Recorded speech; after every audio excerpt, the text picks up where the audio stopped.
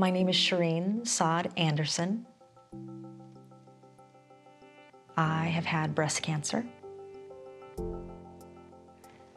And the cancer is definitely a part of my life, but it is not the only part of my life, and it definitely doesn't define me.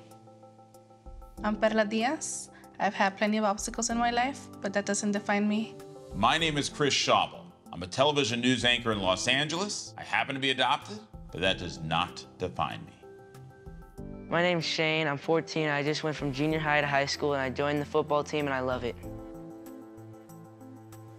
I'm Ashaki, and I actually grew up in the South Bronx. The part of the South Bronx that I actually started my childhood in was pretty sketchy. I think what I immediately learned was to trust my intuition. When you grow up in a very urban environment, you tend to just have a lot going on around you all the time. So if you're swift, you quickly learn how to read things beyond words.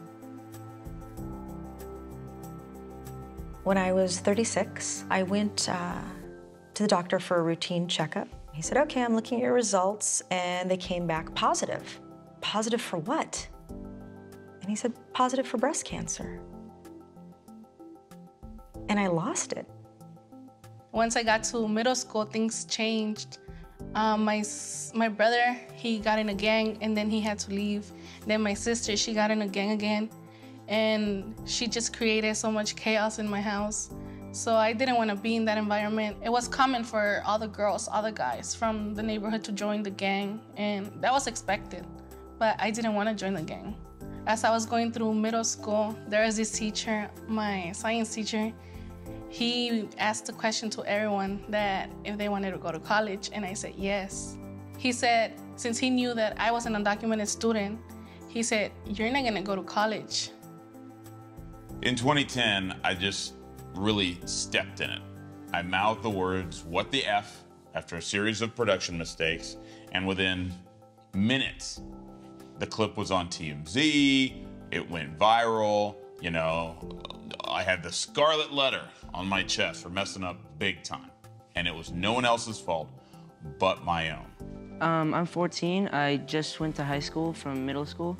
It's a very big change because there's a lot more people at the school. Most of my friends went to the same high school, but some of them went to different high schools and they were good friends of mine, so it was a little bit different. Some people ask me why I don't wear these shoes, shirt, and I just tell them I don't like that style. It's not my thing. I like wearing my own style. It just feels better than all the high-end brands and everything. It just feels a lot different than everyone else, so I'm fine with that.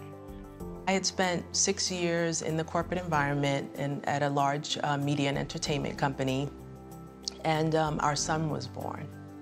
You know, while I had risen to an executive level, you know, VP, et cetera, my son's birth really just changed my lens again. It's not necessarily that what I had done wasn't enough, per se, but I just found myself wanting to be even more of myself and my true self, and I just had this voice that kept saying, it's time to move on. And I asked if I could have the operation on my birthday. And all my friends were like, why would you want that on your birthday? And I said, you know,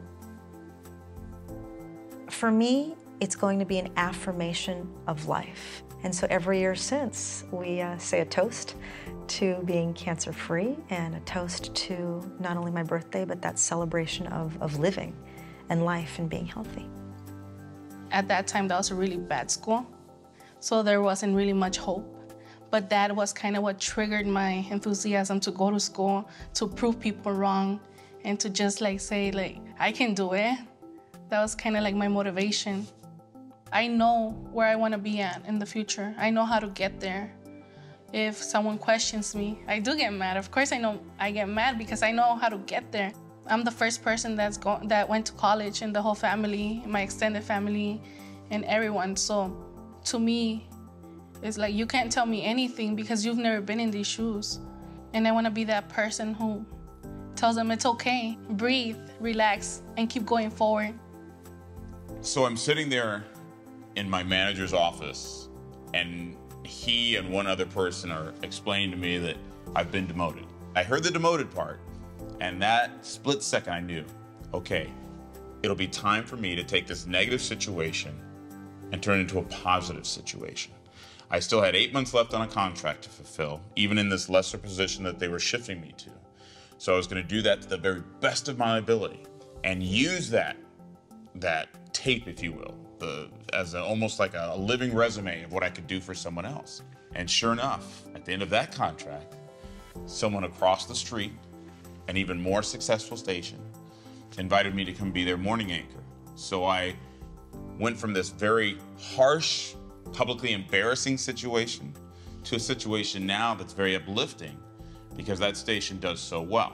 People do call me, they call me names for being in higher classes, but I rub it off because I'm getting in a better class than them. I'm taking web development. I think that could be a good job. It's important for me to help people because it just feels better inside for me, and I'll help them help me because maybe something I don't know, I'll learn new stuff sometimes if I help them. And if I help them, they can, if they're on the football team and they're having bad grades, they can get back up and play football again. So I decided that I wanted to build a brand that's fully dedicated to helping people affirm their own voice. And then through that, hopefully other people will be inspired by seeing people just embrace who they are. I Define Me, I thought would, again, just be a great name because this is, I think as we travel through life's journey, it's all about, self-definition and how we evolve and how our definition of self changes. We decided to spell it with a Y instead of spelling defy with an I, which is the actual correct spelling, because we think that there's a certain level of defiance that comes with staying true to who you are. Again, just trying to find a way to help people find their own voices and then through that inspire other people who are in their midst.